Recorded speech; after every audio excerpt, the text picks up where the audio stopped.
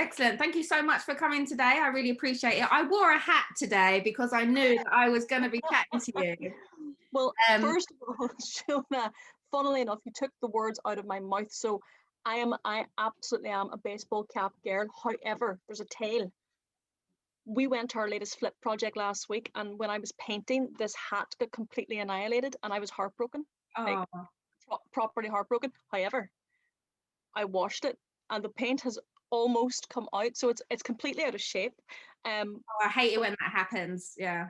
It's out of shape, but I can't part with it. So yes, here we are. The Hungry Mummy hat has returned. It doesn't look dirty, not on this camera anyway. So you're doing good. It looks good. The filter's working. Yes.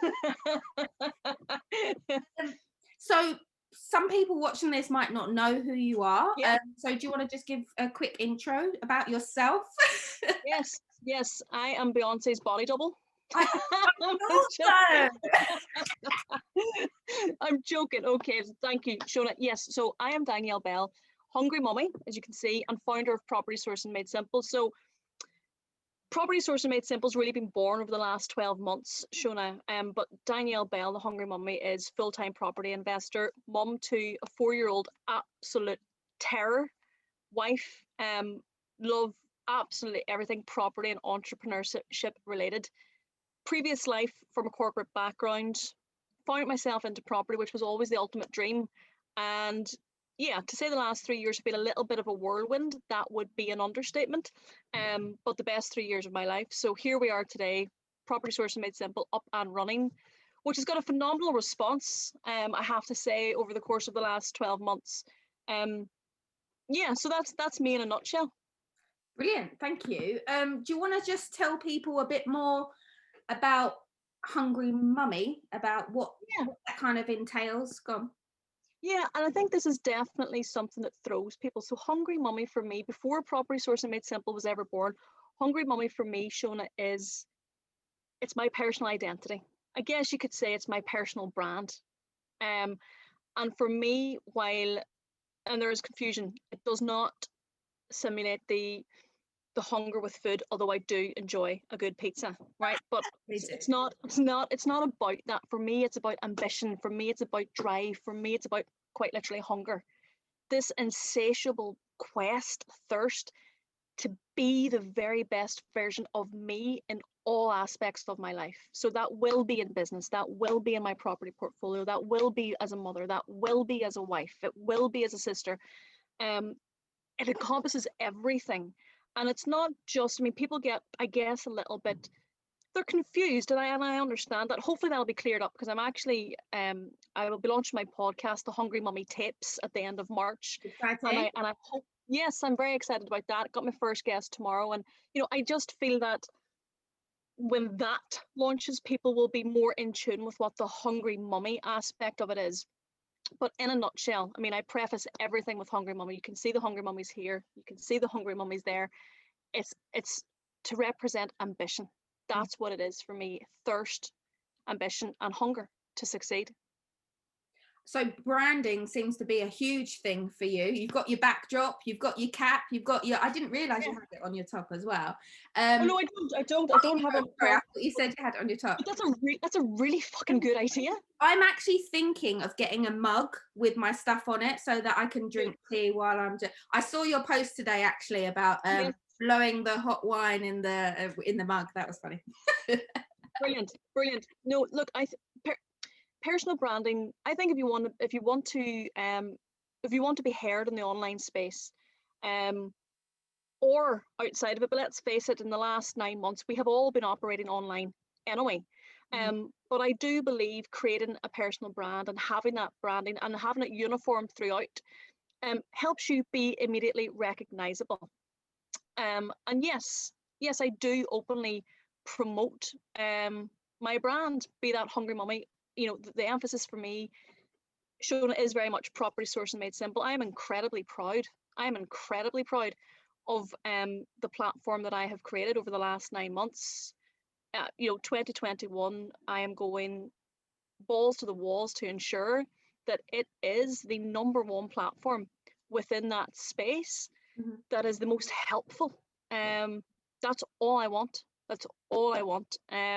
So yeah, Do I put it everywhere? 100%. Am I embarrassed about it? No, No, because I'm no, proud I of it. wasn't saying that at all. I just Oh, no, wanted you're to not. talk about I know you're not. We're not going to fall out like right now. I know what you were asking, and it's a very good question. Um, I believe that everybody should brand themselves, and that they should push their brand to be seen. You don't want to be the best kept secret. No, what's the point? You just don't. And I tell that to all the guys that I work with behind the scenes. I'm like, you have to put yourself out there. You don't want to be Essex's best kept secret. Mm-hmm. No, you just don't. So for the things that I have created in my time in business, I want them to be seen and I want them to be heard because I'm proud of them. Mm-hmm. You know.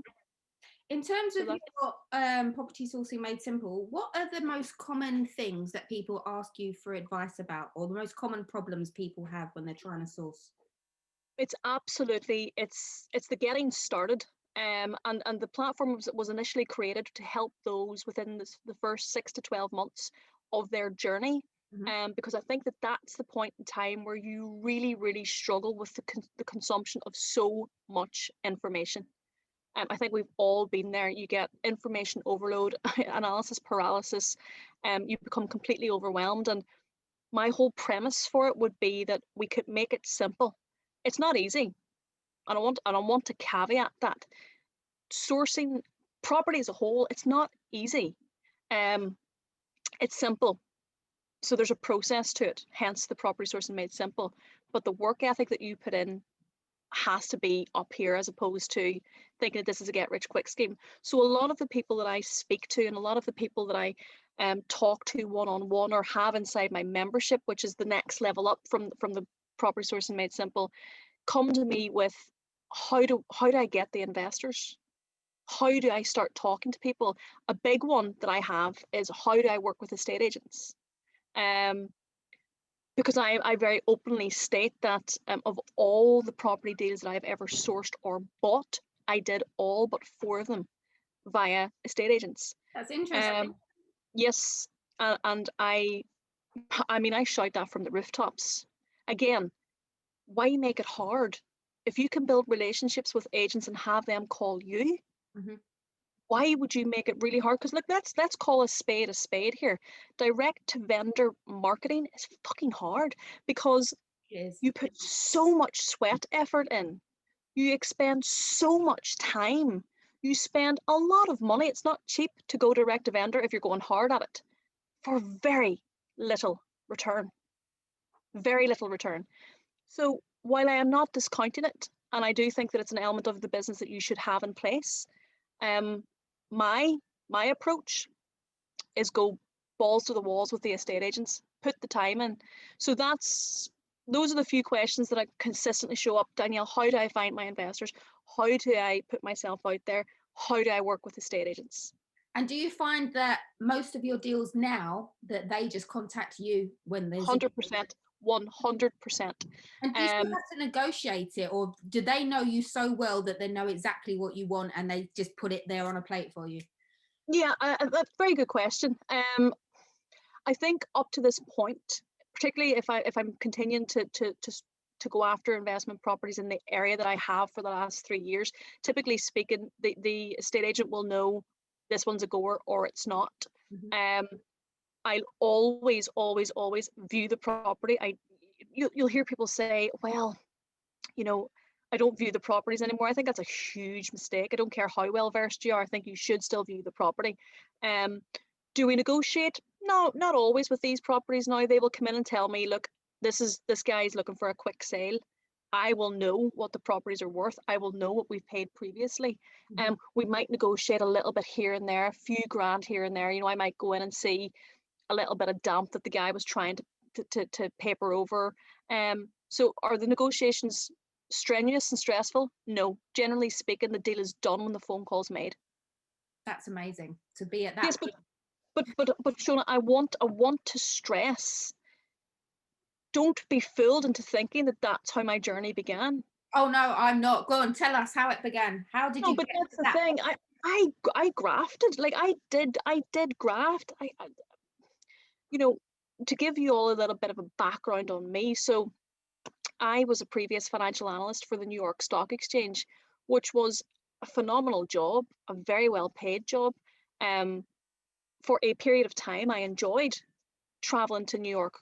The accent, by the way, is Belfast. So just in case anybody's Not American. wondering, no, it's not American, right? So I'm based here in Ireland, and I was back and forth, back and forth, back and forth between New York, London, Amsterdam, which, if you're a single person or you're younger than I am, that sounds really, really great. The harsh reality was that, I was married. I was traveling on my own. Sorry, I still am married, right? So I still am married. Although some days, lockdown has definitely seen me consider burying him in the back garden. But we're still good. But the travel wasn't going to work. To top that off, and I think I may have touched on it with you, or I've spoken about this before because I'm very open about it. We were going through fertility treatment to have our son, who is now 4 years old. I'm incredibly blessed to have him. But that will hurt your purse. Make no mistake about it. That process, and we did it multiple times, that hurts your purse. So the funds that we had set aside for our first buy-to-let were completely ploughed into fertility treatment, leaving us, we were busted at that stage. And I had a really well-paid job. My husband also has a really well-paid job. So, it didn't add up, and I didn't want to do it anymore. I think the IVF led me to really make that decision to say, look, you want something that is going to give you more. You want something that is going to give you more time, more freedom, more choice, more money, right? And that's calling a spade because the money's not what you seek, it's what the money can do. So it is giving you back your time at home. And yeah, so I jumped ship. Well, I stayed in my corporate job, but I got property on the side. So I mean, like everybody, I was Googling get rich quick property, how to, and property sourcing, or deal packaging, as it's also referred to, was coming up quite a bit. So I just started to throw myself into that, consumed every piece of content out there, and I hustled. Like, I really did hustle for about 14 months, just throwing myself into it, Shona, networking like a crazy bitch.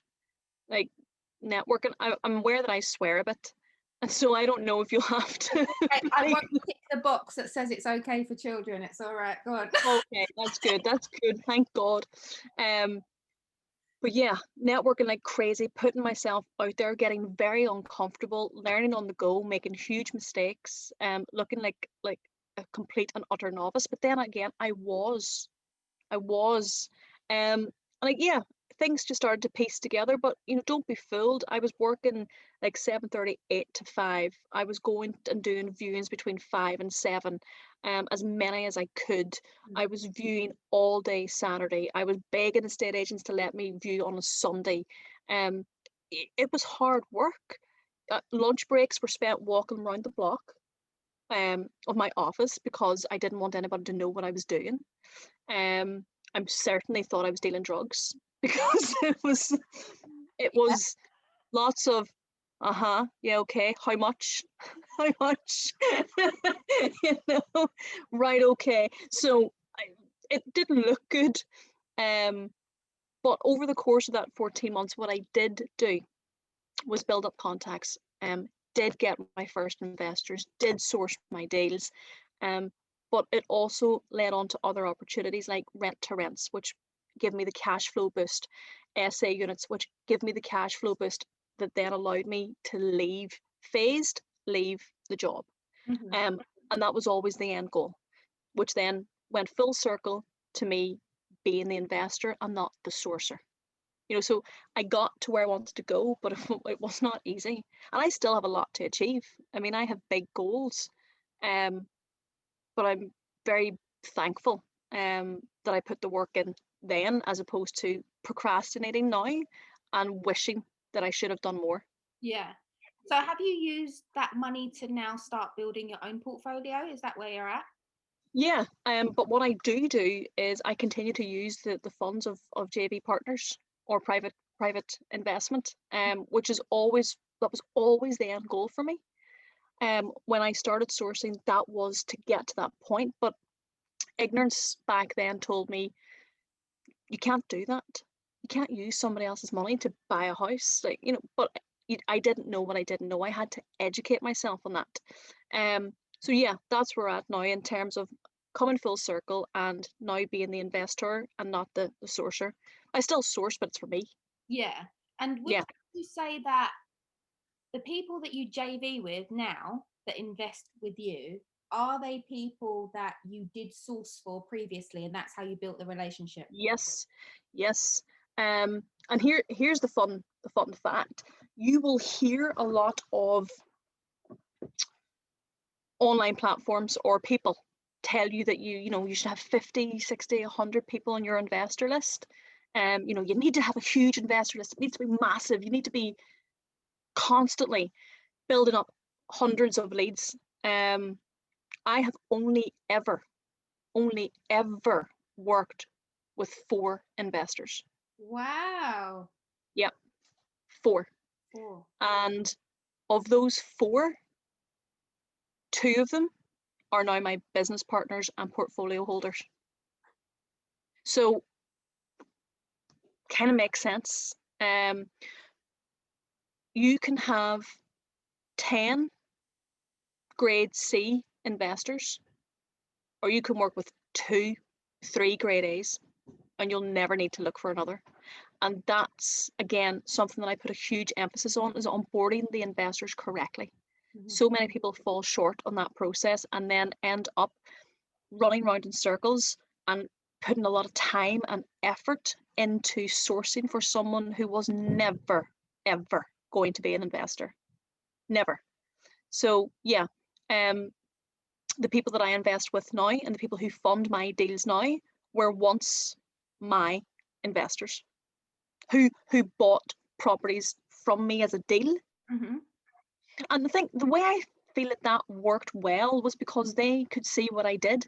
They knew what I was doing. I was able to build my reputation up with them. Got so many touch points. I treated them well. If I fucked up, I said I fucked up. If the tradesmen were late, if we came in over budget on a project, which happened at the start of my journey, because I didn't know, to be effectively project managing, you have to learn as you go on this. But being open and honest and transparent and communicating with them and being honest and true to my word, that then led me to have the confidence to say, listen, I've really enjoyed helping you build your portfolio. How would you feel about helping me build our portfolio? And yeah, I never, what's the worst they could have said? No. And it's gone well. And then hopefully still keep buying deals off you anyway, so there's nothing to Exactly. But I've only ever worked with 4 investors, ever. What would you say was the time it took to get somebody from buying the deals to then becoming the JV? I know you've only done it with 2 of them, so yeah. Is it like a few months? Is it a few years? Well, no, I was pretty slow on the uptake, if I'm honest. I waited about 12 to 14 months before asking. I should have asked sooner, because in hindsight, I now know they would have said yes then, but I did not have the confidence. I still did not know to believe in myself. I had a lot of work up here to do. It didn't come naturally to me. I was crippled with imposter syndrome. I think we all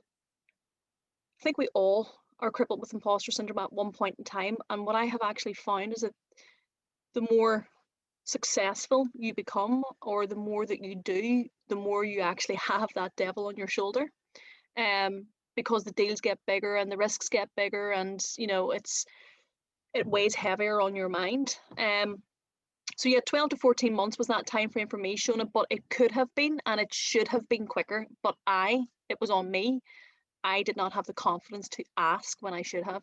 So did you ask the other 2 investors that you've got, and then did they say no, or have you not? No, I never asked them. I picked my 2 favorites.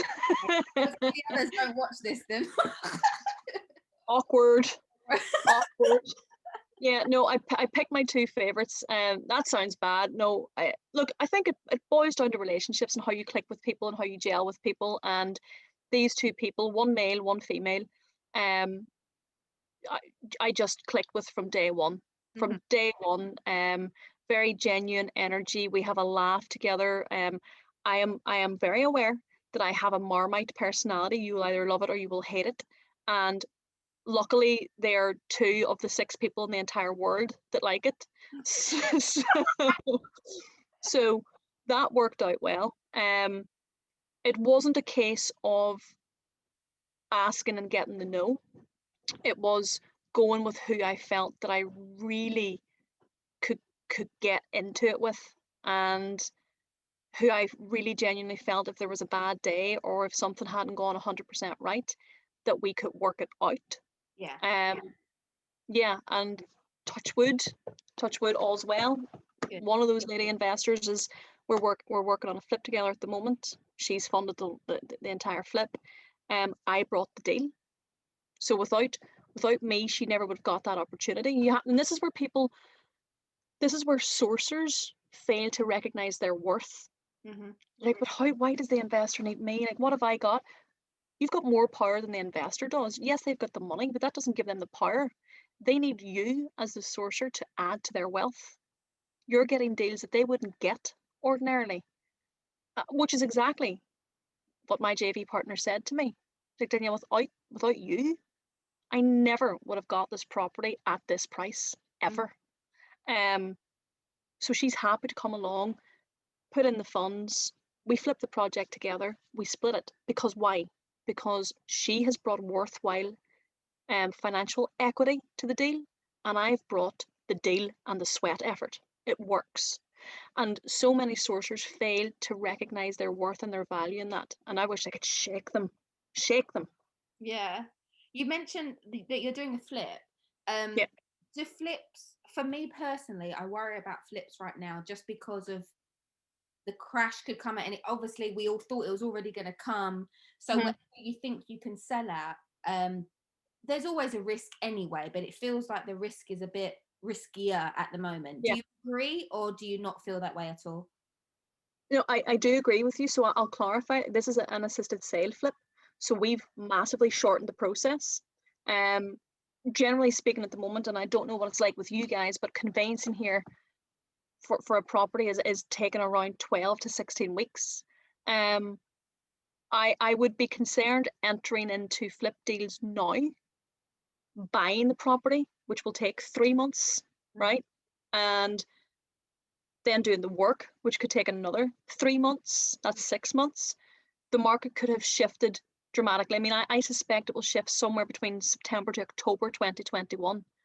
So yes, I would definitely be factoring the numbers into my due diligence. So it's, again, if you factored your contingency in and you've got it at the price with your contingency in place, then it's fine because you've done your numbers.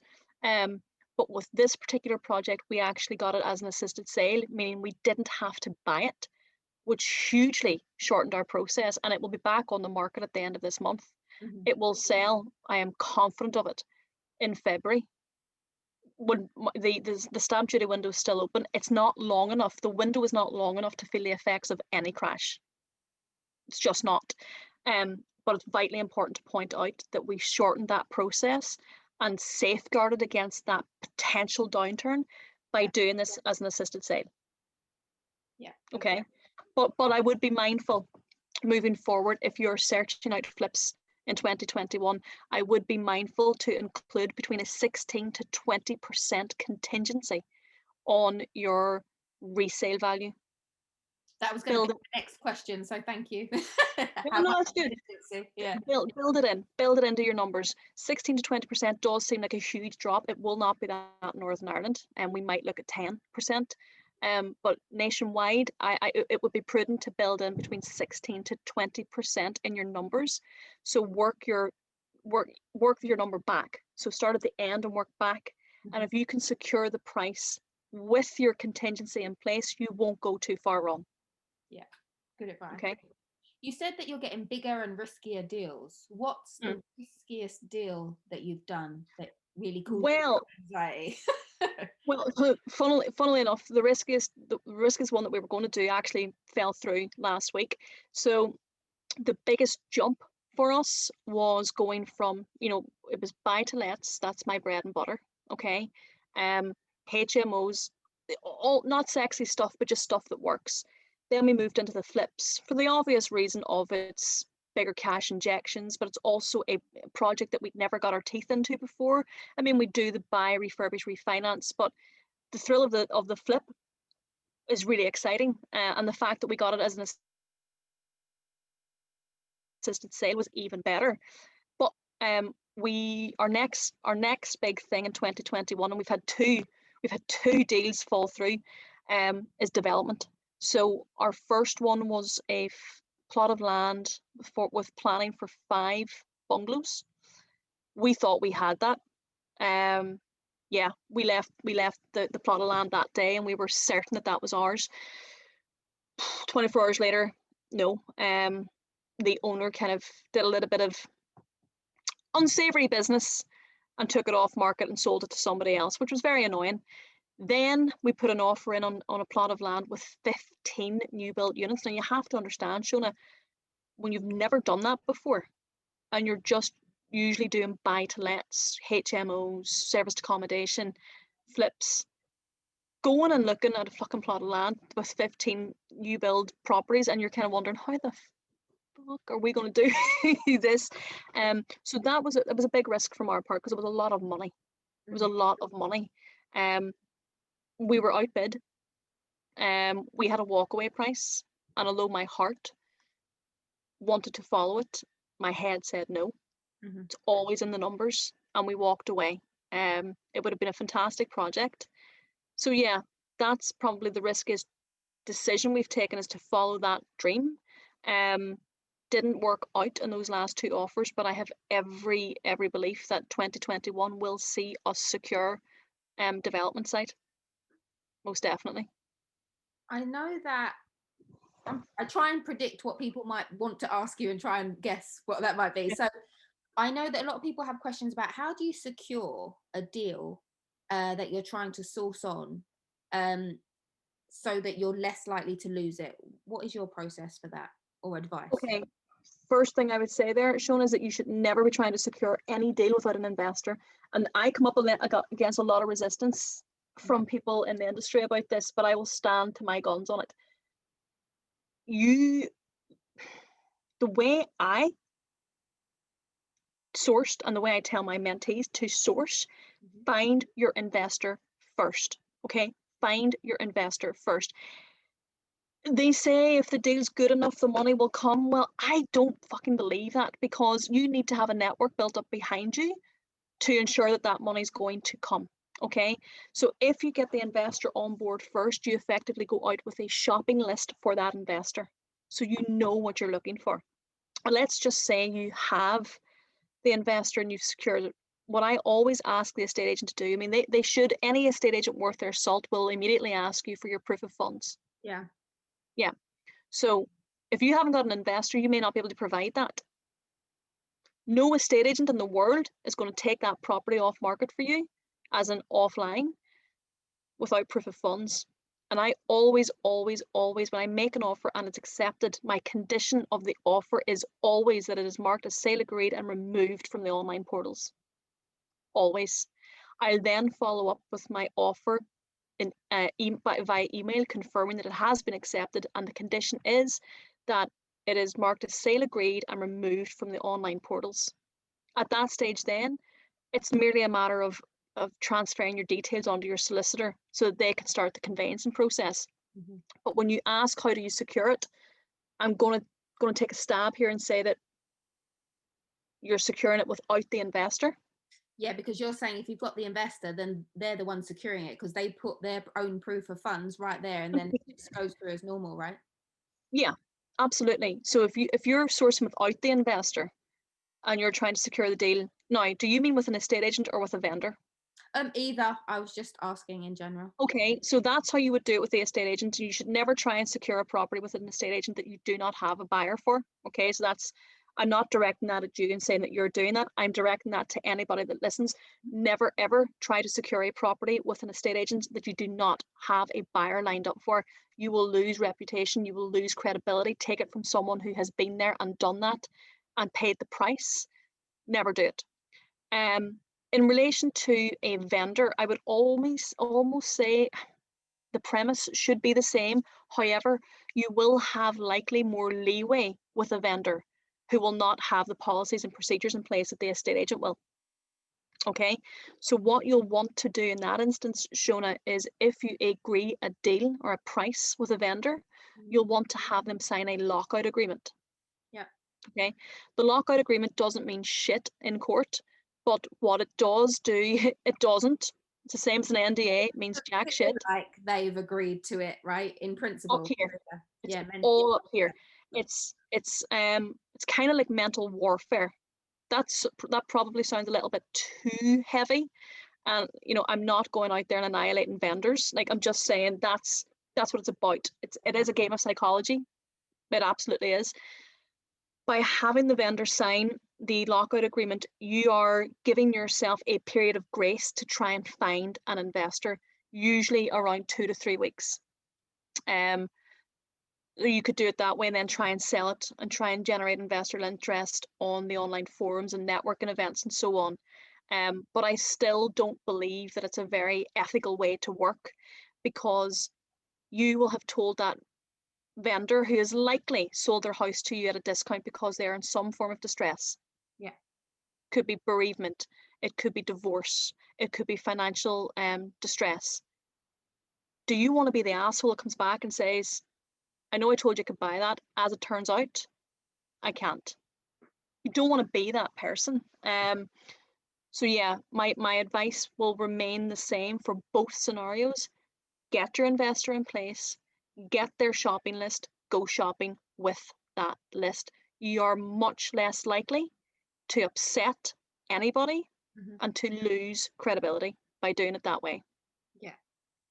I already know the answer to the next question, but I want to ask you for everybody else. So, in terms of getting paid from the investor when you're sourcing for them, Yeah. How has that ever fallen through? As in, they haven't paid you, Okay. and then, but what do you put in place anyway to make sure that doesn't happen? Okay. So no, it has never happened to me that an investor has never paid me, but I believe that's down to the investors that I chose to work with. Again, coming back to, I've only ever worked with 4, and they are 4 stellar investors. I have over time turned investors away, but I get that at the start of your journey, you don't want to do that. But a caveat, side note, always go with your gut. If it doesn't feel good, it's likely not good. What do I put in place? So you should always engage your terms and services of your terms of business. Okay, so you should have terms of business if you are a deal packager / property sourcer. So when you onboard that investor, you have sent them a copy of your terms and conditions of business, and they have signed them and sent them back. That will detail out in there when and how you get paid. Okay, what I did, and I only did this after months of learning the hard way, when you secure a deal for your investor, I invoice them 50% of that fee upon agreeing the deal. Okay, so let's say that the deal's $3,000. I will invoice them 50% now when they have said, yes, Danielle, I want that one. And the remaining 50% is due on completion day. Okay, now I make that 50% upfront non-refundable. The reason for that being is, if the investor decides to pull out halfway through and I've busted my ass getting him this deal, it leaves me with nothing, but I've expended so much time and effort. So that was a way of safeguarding it. I made it non-refundable.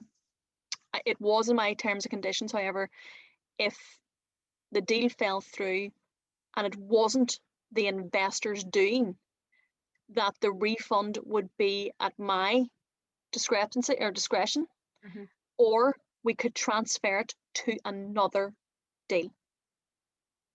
Okay, that's happened to me once. The vendor messed around, pulled out of the deal. The investor had already paid me 50% of my fee. And I said, listen, this was not your fault. We've two options. I am happy to refund you your 50%, or we can transfer it and I'll get you another deal. And she said, get me another deal. Just get me the other deal. And we did. We got the other deal within 6 weeks. So yeah, it's all in the paperwork. It's all in the detail. And did you always do it like, I know you've got to go in a minute. Did you always do it like that? Or is it what you've learned over time? Oh, I've learned a lot. I have many war wounds. I have been burned more times than I dare count. Not burned by investors, but burned by the process. So I got into it thinking that, oh, great. So like I get the deal, I secure the sale agreed today. Well, I must get my money today. I'm like, surely I must get my money today. Not realizing that actually the average conveyancing process takes between 10 to 12 weeks, much longer now in COVID.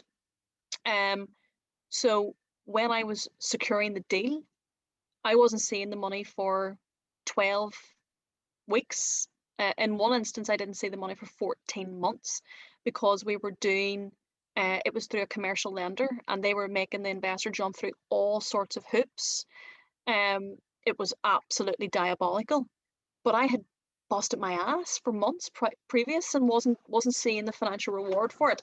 So I very quickly learned, okay, for me to be remunerated for the work that I am putting in, I need to put policies and procedures in place. So I sought out the help of somebody who was much further along than me at the time and asked exactly what you've asked me. What should I do? And this is how they explained it. I've done that. Moving forward, never been a problem since. Never. You just mentioned like having somebody who's a bit further ahead than you to kind of guide you. How important do you think mentorship is? This is a very touchy subject, and I totally get it. It's almost a dirty word in the property industry. I have mentors coming out my ears.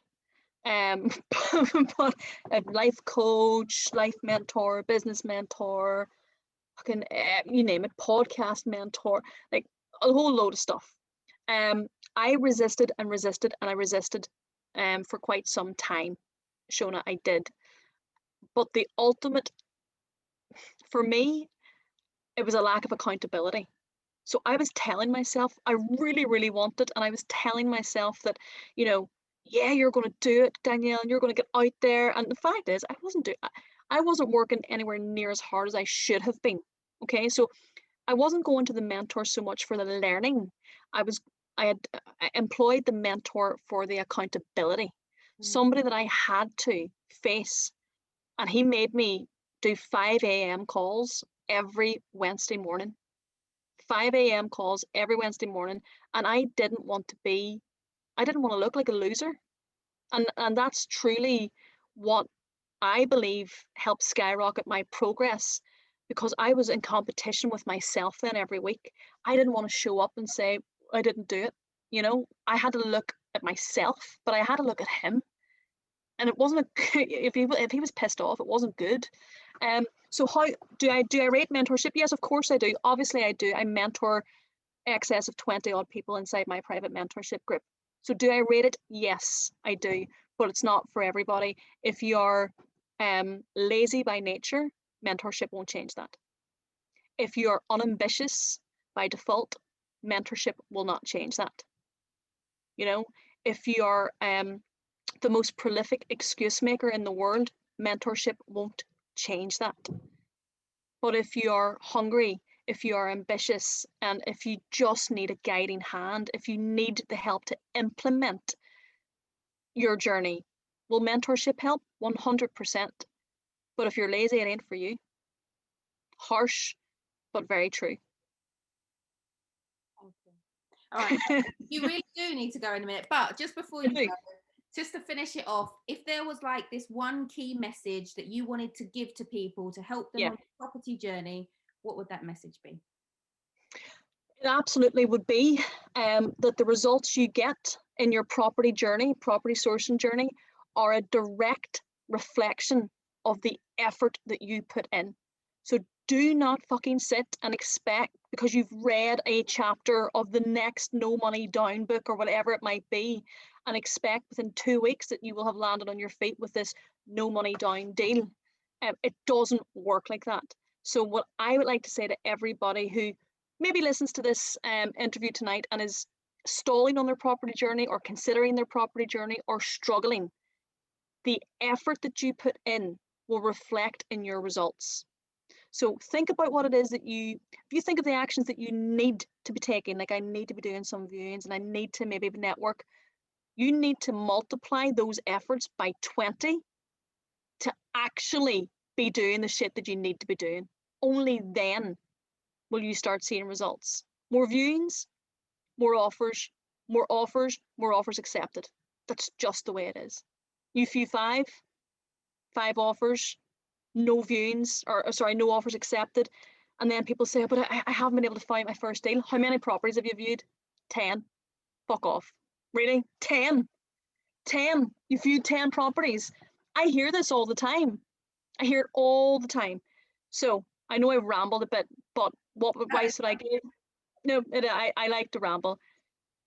The effort that you put in will be reflective in your results, whether that's good or whether that's bad. But I promise you, it will show in your results.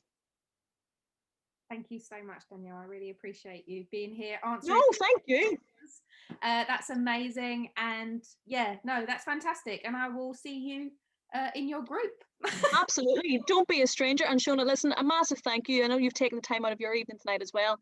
And you are a very active and engaged member within the Property Sourcing Made Simple community. So, keep that up. It's people like you that are in the community that are actively out there that make it what it is. And 2021 for me is to really up the ante on that. Excellent. Thank you. And well, great that you're wearing a hat. I love it. It doesn't have branding on it though. I'll sort that out. I'll send you a Hungry Mummy one. I'll take a freebie, whatever. No problem. I'll hold you to that. Thank you, Shona. Have a good evening. See you later. And you. Bye. Bye.